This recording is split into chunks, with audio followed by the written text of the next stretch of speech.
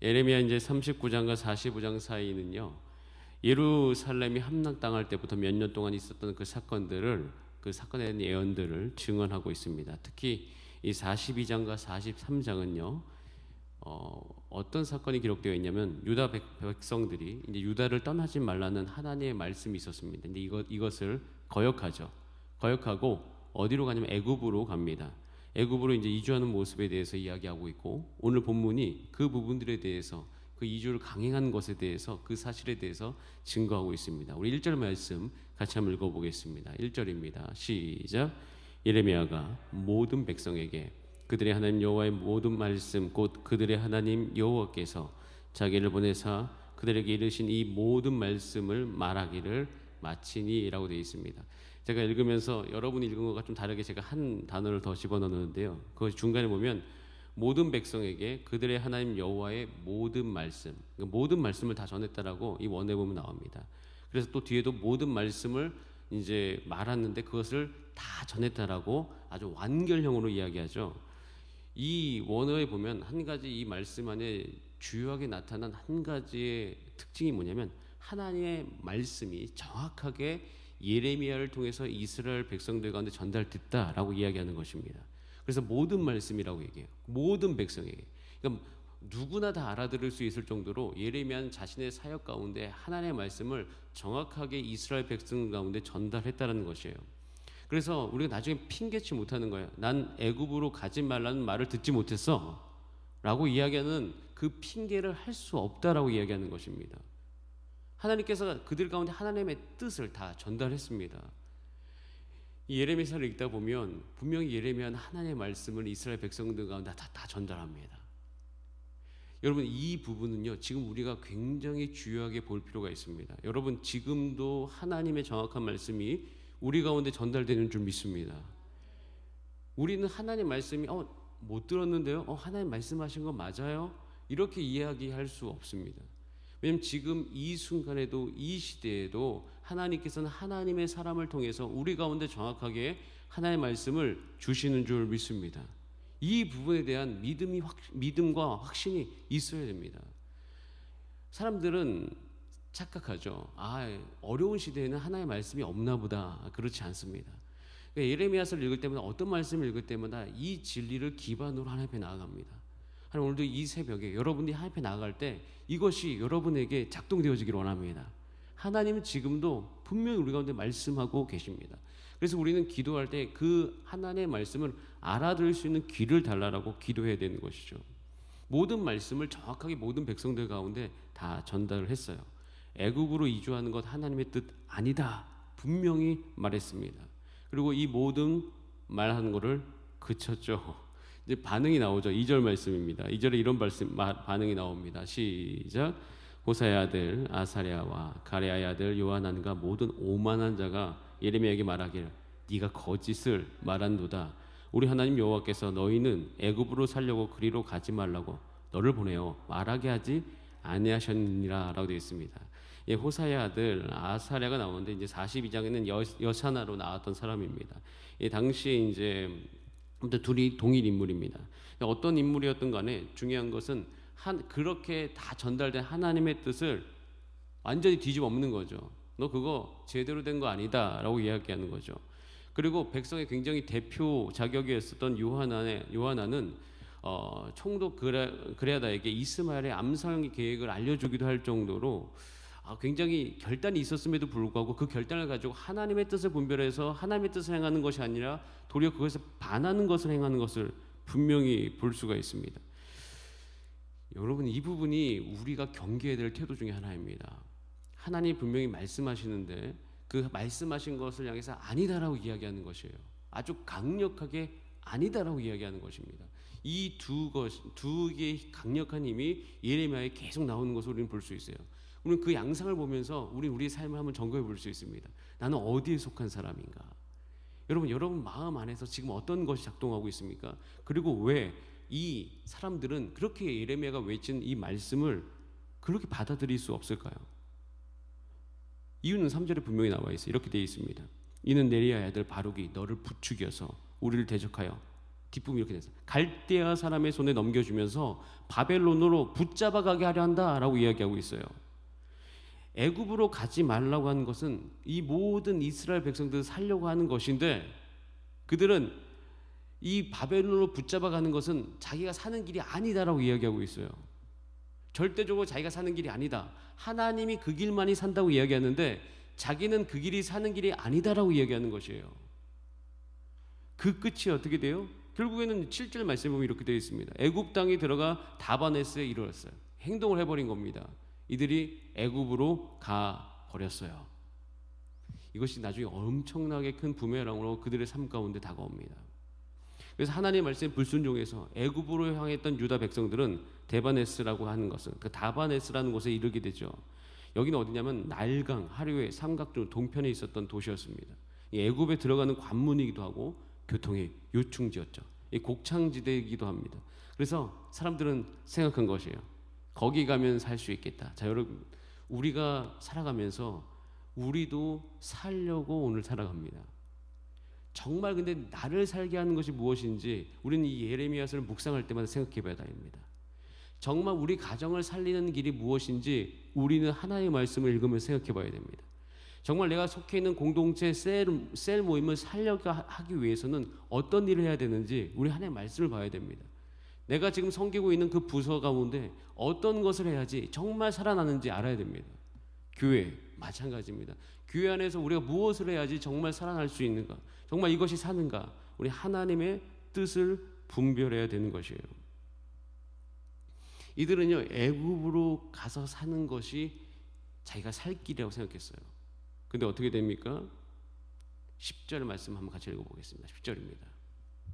10절, 오늘 본문 말씀 10절입니다. 시작.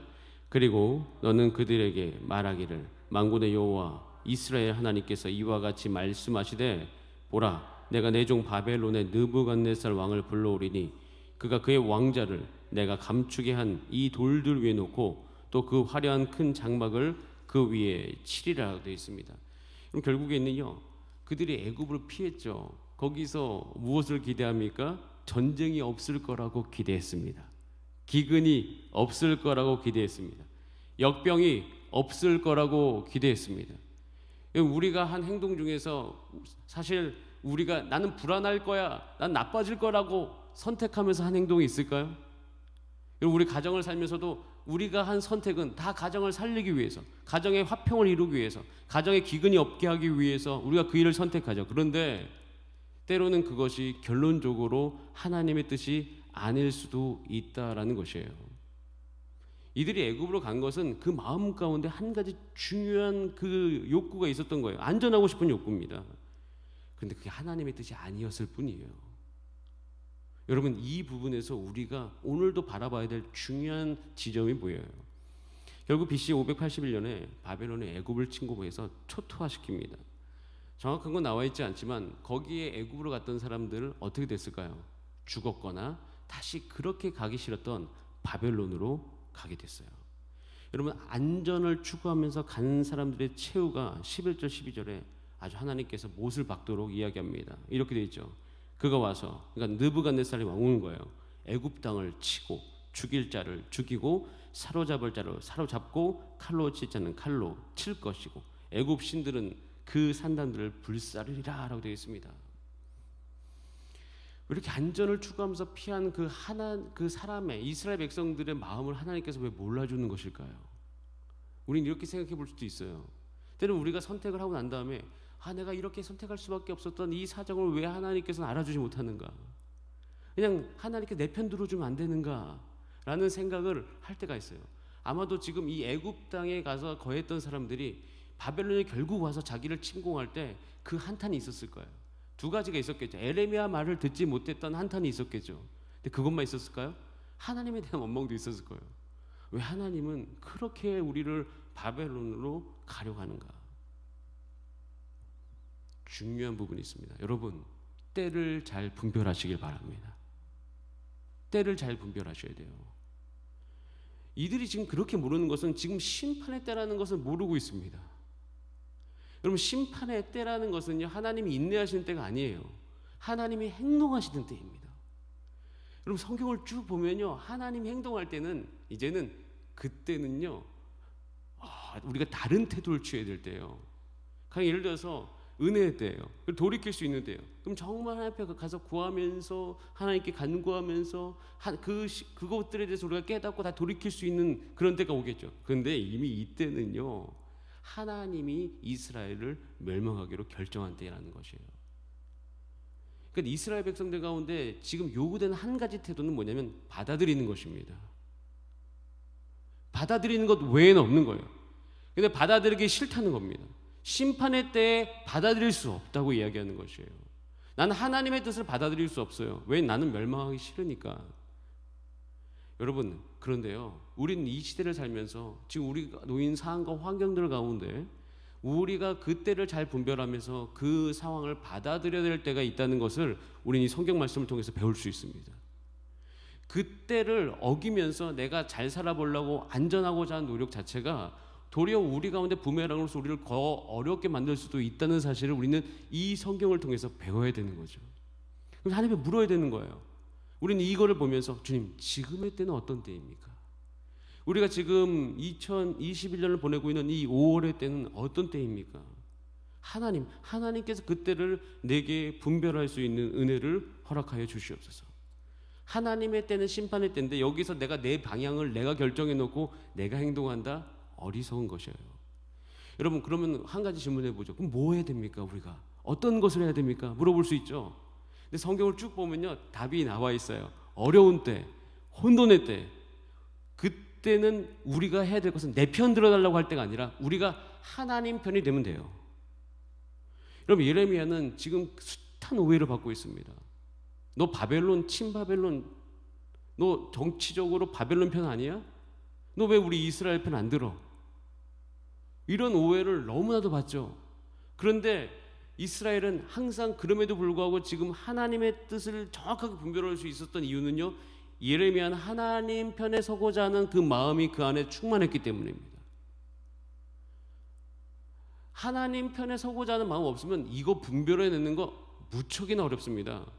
왜냐하면 상황만 놓고 보면요, 완전히 매국노예요. 이스라엘을 버리는 사람 같잖아요. 그리고 왜 우리는 싸우지 말아야 되냐고 이야기할 수 있죠. 부국강병을 이야기할 수 있죠. 우리가 군사 키워가지고 이야기했죠. 근데 예레미야는 정말 어려운 때에 하나님의 뜻을 잘 분별했어요. 이유는 한 가지입니다. 예레미야는 사심이 없었습니다. 예레미야는 자기 모든 걸 내려놨죠. 그리고 거기에 하나님의 편을 들어가는 것이에요. 여러분, 우리가 코로나19 이후에 굉장히 어려운 혼란스러운 상황 가운데 있습니다. 여러 가지 상황들이 있어요. 여기서 우리는 자동적으로 우리의 안전을 추구하고자 하는 마음이 있습니다. 근데 여러분, 하나님의 백성으로서 이때 우리가 흔들리지 말아야 될 한 가지 우리의 태도가 있는데, 여러분 마음 안에 정말 하나님의 편이 되고자 하는 마음이 있게 되기를 간절히 원합니다. 내 편, 네 편 가르는 게 아니에요. 그리고 하나님께 내 편 들어달라고 이야기할 때가 아닙니다. 지금은 하나님 내 편 들어주세요. 하나님, 내가 이런 것을 결정했으니 내 편 들어주세요. 이렇게 기도할 때가 아닙니다. 지금은 오히려 정말로 하나님 앞에서 깨어가지고 내가 하나님 편이 되기 위해서 정말 앞에 나가야 될 때, 그때 우리는 오로지 온전히 분별할 수 있어요. 지금 내가 무엇을 해야 될 때인지, 내가 어떻게 살아야 될 때인지를 알 수 있다는 것입니다. 여러분, 지금 사람들은요, 자신이 스스로 안전을 추구하기 위해서 애굽에 갔죠. 여러분, 지금도 정말 자신의 안전을 위해 살아가는 경우가 있어요. 근데 이렇게 혼란의 때가 언제 정말 안전한지 아십니까? 로마서 6장 12절부터 14절 말씀 잠깐 읽어보겠습니다. 시작. 그러므로 너희는 죄가 너희 죽을 몸을 지배하지 못하게 하여 몸의 사욕에 순종하지 말고, 또한 너희 지체를 불의의 무기로 죄에게 내주지 말고, 오직 너희 자신을 죽은 자 가운데서 다시 살아난 자 같이 하나님께 드리며 너희 지체를 의의 무기로 하나님께 드리라. 죄가 너희를 주장하지 못하리니 이는 너희가 법 아래에 있지 아니하고 은혜 아래에 있음이라. 여러분, 진짜 안전은요, 지금 제가 쭉 이 코로나19 시대에 정말 내가 제 스스로 묵상하면서 진짜 안전은 무엇일까? 죄 욕구로부터 해방된 나의 상태가 안전합니다. 내가 죄 짓고 싶은 마음이 내 안에 사라지는 거예요. 하나님의 성령이 내게 임해서 내 안의 욕구가 잘 관리되는 거예요. 내가 정말 하나님의 뜻대로 거룩하게 살고자 하는 그 마음으로 충만해지는 거예요. 이때 우리는 정확하게 지금 우리가 무엇을 해야 될지 분별할 수가 있습니다. 이때 우리가 돈을 벌고자 하고 너무 어떤 것을 과도하게 추구하자 하는 욕심이 있으면요, 하나님의 뜻이 분별이 잘 안 됩니다. 이때는 오히려 진짜 안전한 것은 내 안에 거룩하게 살고자 하는 욕구가 있을 때 우리는 안전해집니다. 우리는 정확한 판단할 수가 있는 것이에요. 그래서 진짜 안전은 뭐냐면, 그래서 날마다 하나님의 뜻을 분별하기 위해서 내가 목마른 상태로 하나님 앞에 가는 것, 이것이 정말 안전이에요. 또 진짜 안전은요, 지금 내 육체의 약함을 알고 주께 의지하면서 내 육체에 하나님의 능력이 머무르도록 하는 것이 정말 안전합니다. 이것보다 안전한 것이 없어요. 지금 내가 살면서 계속 왜 안 돼, 왜 안 돼 하는 것이 아니라 오히려 이렇게 어려운 때는 내 이 연약한 육체 가운데 하나님의 능력이 머무르도록 더 주께 꽉 붙어 있는 거죠. 그것만이 안전한 것이에요. 그리고 진짜 안전은요, 하나님 우리를 징계하실 수 있습니다. 우리가 바꿔야 될 수도 있습니다. 그러면요, 받아들일 수 있는 마음을 갖는 게 진짜 안전합니다. 내가 기꺼이 받아들이고자 하는 마음이죠. 하나님 나를 고치시겠다고 하면 내어드리는 거예요. 왜냐하면 그것은 어마어마한 복으로 우리 가운데 되돌아오거든요. 로마서 5장 1절부터 5절까지 말씀 한번 같이 읽고 말씀 마무리하겠습니다. 시작. 그러므로 우리가 믿음으로 의롭다 하심을 받았으니 우리 주 예수 그리스도로 말미암아 하나님과 화평을 누리자. 또한 그로 말미암아 우리가 믿음으로 서 있는 이 은혜에 들어감을 얻었으며 하나님의 영광을 바라고 즐거워하느니라. 다만 이뿐 아니라 우리가 환난 중에도 즐거워하나니 이는 환난은 인내를, 인내는 연단을, 연단은 소망을 이루는 줄 알미로다. 소망이 우리를 부끄럽게 하지 아니함은 우리에게 주신 성령으로 말미암아 하나님의 사랑이 우리 마음에 부은 바 됨이니라고 되어 있습니다. 징계를 두려워하지 않고 내가 받아들여, 내 상황을 내가 두려워하지 않고 내가 받아들여. 여기서 하나님께서 다만 이뿐 아니라 하나님과 우리가 오늘도 하나님과 화평을 누리면서 살아가고자 하는 것은 무엇이냐면 이 5절 말씀이 우리 가운데 실제가 되는 것입니다. 여러분, 우리가 지금 인생을 살면서 누가 잘못되길 원합니까? 다 소망을 가지고 있습니다. 근데 이 소망을 이루기 위해서 우리는 이 코로나19 시기에 분명히 알아야 될 것은 내가 변할 것이 있다. 내가 바뀔 것이 있다. 오히려 이 시기에 내가 온전히 모일 수 없고 지금 온라인으로 밖에 할 수 없는 이 시기 가운데 한 가지를 내가 갖겠다. 그것은 내 안에 간절한 것이에요. 정말 가치를 이루고자 하는 간절함입니다. 앞으로 오는 시대는 분명히 우리가 익숙하지 않은 시대가 오기 때문에 불편해질 거예요. 불편함을 감수해야 됩니다. 근데 불편함을 감수하는 힘이 내 안에 올라오려면요, 우리는 오히려 더 본질을 사모해야 돼요. 본질을 더 깊이 사모할 수밖에 없습니다. 아픈 중에도 하나님을 바라보는 거죠. 모일 수 없는 중에도 공동체를 사모하는 거죠. 그것 외에는 답이 없어요. 그런데 놀라운 사실은 그것을 정말 사모하는 사람은요, 내게 불편한 것을 내가 기꺼이 받아들이고 그걸 익숙해질 때까지 최선을 다해서 그 본질을 위해서 이 시기에 배우고 연단하고, 그러면서 어떻게 됩니까? 진짜 이 시기에 새로운 것을 창조해냅니다. 여러분, 지금 우리는요, 그것을 훈련해야 될 때입니다. 우리는 모여서 성경을 읽을 수가 없습니다.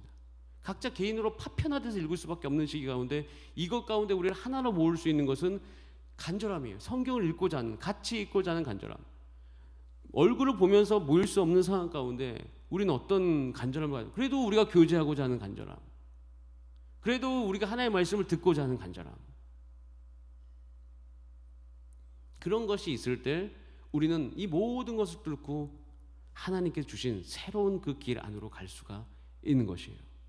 여러분, 그렇게 되는 저와 여러분의 삶이 되기를 간절히 원합니다. 내일은 저희가 토요일입니다. 셀리더 모임이, 담임 목사님과 한 셀리더 모임이 오전에 온라인으로 있습니다. 예상되는 것은 정신이 없을 거란 예상이 있습니다. 왜냐하면 온라인으로 30명 이상이 한 자리에 모인다? 서로 적응이 안 될 수 있습니다. 그럼 그게 잘못된 걸까요? 아니죠. 우리는 올해 표를 위해서 달려갑니다. 다시 복음의 세계를 여는 게 여러분 낭만적인 일일까요? 아닙니다. 굉장히 치열한 일입니다. 여기서 우리 안에 정말 구하고자 하는 그 가치를, 하나님의 편에 내가 서지 않고 구하고자 하는 가치를 같이 우리가 추구하지 않으면 우리는 가다가 불편해가지고 서로 안 할래 이렇게 이야기할 수 있습니다. 오히려 이때 우리는 어떻게 됩니까? 연단 가운데 우리 자신을 밀어 넣으셔야 됩니다. 그리고 그것을 받아들일 수 있도록 주의 영으로 충만하게 되려고 도리어 더 깊이 기도해야 될 때예요. 근데 이렇게 기도하면요 승리합니다. 예레미야가 승리했듯이 반드시 승리하게 되어 있어요.